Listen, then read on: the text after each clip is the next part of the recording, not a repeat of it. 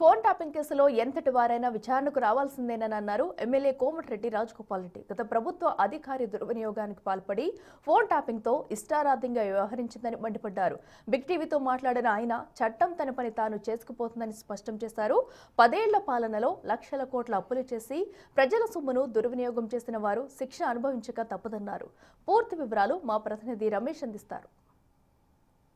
తెలంగాణ వ్యాప్తంగా మున్సిపల్ కోలాహలం కనపడుతుంది. రేపటితో నామినేషన్లు కూడా ముగియబోతున్నాయి. మొత్తం మీద తెలంగాణలో అత్యధిక స్థానాల్ని కైవసం చేసేందుకు ఇప్పటికే కాంగ్రెస్ పార్టీ అభ్యర్థులను కూడా ప్రకటించినటువంటి పరిస్థితి కనిపిస్తుంది.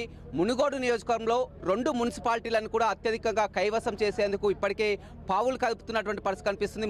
మనతో మాట్లాడడానికి మునుగోడు ఎమ్మెల్యే కోమటిరెడ్డి రాజగోపాల్ రెడ్డి ఉన్నారు. సార్, అటు చౌటుప్పల్ కానీ చండూరు 2 మున్సిపాలిటీలు మునుగోడు నియోజకవర్గంలో అత్యంత కీలకవంతమైనవి. మొత్తం మీద ఎలా ఉండబోతున్నాయి మున్సిపాలిటీలు? ఈరోజు మాకు చండూరు పట్టణంలో చండూరు మున్సిపాలిటీలో కోడిగిరి సోదరులు ఇద్దరు కూడా, కోడి శ్రీను, కోడి వెంకన్న. గతంలో కోడి వెంకన్న ఒక కీలకంగా టీఆర్ఎస్ పార్టీలో, బీఆర్ఎస్ పార్టీలో కీలకమైన పాత్ర పోషించేవాడు, ఇంపార్టెంట్ లీడరు.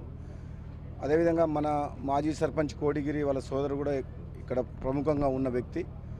వీళ్ళిద్దరూ ఈరోజు మన కోడి శ్రీనితో కలిసి మొత్తం వాళ్ళందరూ కుటుంబం అంతా ఏకమైన నేపథ్యంలో మాకు ఈసారి చండూరు పట్టణంలో 10 వార్డుకు 10కి 10 గెలిచే అవకాశం మాకు కనబడుతుంది.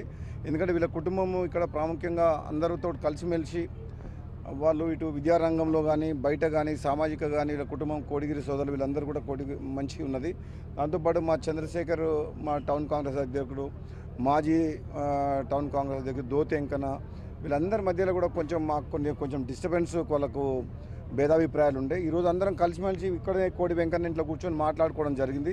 దీంతో ఇప్పుడు ప్రతిపక్షాలు ఏదో వాళ్ళు అపోహ సృష్టించి మా మధ్యన గ్యాప్ పెంచి ఈ లీడర్ల మధ్యన చేసి వాళ్ళు లబ్ధి పొందాలని వాళ్ళు చూస్తున్నారు. కానీ ఈరోజు కోడి వెంకన్న మా కాంగ్రెస్ పార్టీలో చేరిన తర్వాత చండూరు మున్సిపాలిటీలో ఒక మంచి వాతావరణం ఏర్పడింది. తప్పకుండా మాకు ఈసారి మున్సిపాలిటీ కైవసం చేసుకుంటాం. ఎందుకంటే గతంలో కూడా మున్సిపాలిటీని అన్ని విధాలు అభివృద్ధి చేస్తామని చెప్పిన ఈ మెయిన్ రోడ్ కూడా కంప్లీట్ చేయడం జరిగింది. అదేవిధంగా చండూరు ప్రాంతంలో ఇంకా మీ పట్టణంలో ఇంకా చాలా అభివృద్ధి చేయాల్సి ఉంది. కాబట్టి రాబోయే రోజుల్లో అభివృద్ధి లక్ష్యంగా ముందుకు పోతాం. కాబట్టి తప్పకుండా చండూరు పట్టణ ప్రజలు కాంగ్రెస్ పార్టీ అభ్యర్థుల్ని అత్యధిక మెజార్టీతో గెలిపిస్తారని చెప్పి ఇప్పుడు నాయకత్వం కూడా ఇప్పుడు మాకు బలమైన నాయకత్వం ఉంది. కాబట్టి అన్ని రకాలుగా మేము ముందుకు పోతామని చెప్తున్నాం. నియోజకవర్గంలో మీరంతా కూడా సస్యశ్యామలం చేస్తాం మునుగోడు నియోజకవర్గాన్ని అని చెప్తున్నారు. కానీ మీ ప్రత్యర్థులు చెప్పినటువంటి ప్రకారం గతంలో కేసీఆర్ హయాంలోనే ఈ చౌటుప్పల్ కానీ చండూరు మున్సిపాలిటీలు కానీ మొత్తం కూడా అభివృద్ధి చెందాయి. రాజగోపాల్ రెడ్డి ఎమ్మెల్యే వచ్చిన తర్వాత చండూరుకి చౌటుప్పల్కి ఏం చేశారని విమర్శలు చేసినట్టు.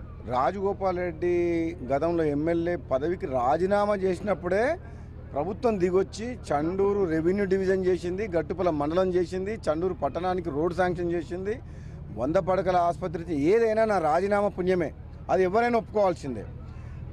టీఆర్ఎస్ పార్టీ అధికారులు ఉన్నప్పుడు కూసుకుంట ప్రభాకర్ రెడ్డి ఎమ్మెల్యేగా ఉన్నప్పుడు గట్టుపల మండలం కానీ చండూరు రెవెన్యూ డివిజన్ కాలే. చండూరు పట్టణానికి 1 లక్ష రూపాయలు, కోటి రూపాయలు కూడా తేలేకపోయిండు. నా రాజీనామా తర్వాత మొత్తం టీఆర్ఎస్ ప్రభుత్వం అంతా మునుగోడు ప్రజల కాళ్ళ దగ్గరికి వచ్చింది. ప్రతి గ్రామంలో ఎమ్మెల్యేలు, మంత్రులు, ఎంపీలు మొత్తం ప్రభుత్వం ఇక్కడికి వచ్చి ఆ రోజు హామీ ఇచ్చి అప్పటికప్పుడు ఆ ఉప ఎన్నికలో లబ్ధి పొందేందుకు చాలా వరకు ప్రామిస్ చేసిన నిధులు వాళ్ళు విడుదల చేయలేదు. ఇప్పుడు మేము విడుదల చేపించి పని చేపిస్తున్నాం. 2.5 ఏళ్ళు కాబోతుంది. మొత్తం కూడా ఇచ్చినటువంటి హామీలు నెరవేర్చలేకపోతున్నారు. వీటన్నిటిని కూడా సైడ్ దారి పట్టించడానికే వరుసగా ఫోన్ ట్యాపింగ్, సిట్ నోటీసులు అంటూ కూడా ఇప్పుడు ఏకంగా కేసీఆర్ కూడా సిట్ నోటీసులు అందజేయడం జరిగింది. మొన్న హరీష్ రావు కానీ కేటీఆర్ కానీ వరుసగా ఈ నోటీసులతోటే కాలం చేస్తున్నారు అనుకుంటున్నారు.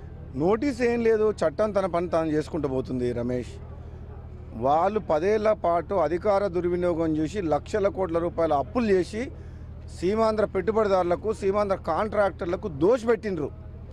ఆ అవినీతి మీద ఒకదాని తర్వాత ఒకటి ఇన్వెస్టిగేషన్ స్టార్ట్ అయింది. ఎవరైతే తప్పు చేసినారో వాళ్ళు శిక్ష అనుభవించక తప్పదు. కోర్టు ముందు ఎవరైనా నిలబడాల్సిందే, తప్పు చేసిన వాళ్ళు జైలుకు పోవాల్సిందే.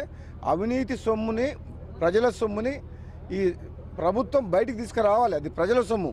కాబట్టి డెఫినెట్గా రాబోయే రోజుల్లో చర్యలు ఉంటాయి. ఎవరైతే దోపిడీ చేసిందో వాళ్ళ మీద ఒక ప్రజాస్వామ్యాన్ని కాపాడే విధంగా, బడుగు బలహీన వర్గాలను కాపాడే విధంగా ఈ కాంగ్రెస్ పార్టీ ముందుకు పోతుంది. Thank you. రైట్, చూడొచ్చు మొత్తం మీద 2 మున్సిపాలిటీలను కూడా అత్యధిక స్థానాలని కైవసం చేసుకుంటామని చెప్తున్నారు. కాంగ్రెస్ పార్టీ అధికారంలో ఉంది కాబట్టి రాజగోపాల్ రెడ్డి చాలా వరకు అభిమానులు అంతా కూడా ఏ విధంగానైతే ముందు నడిపించారో ఖచ్చితంగా కూడా 2 మున్సిపాలిటీని అత్యధిక స్థానాలతో గెలిపి కోమటిరెడ్డి రాజగోపాల్ రెడ్డి చెప్తున్నారు.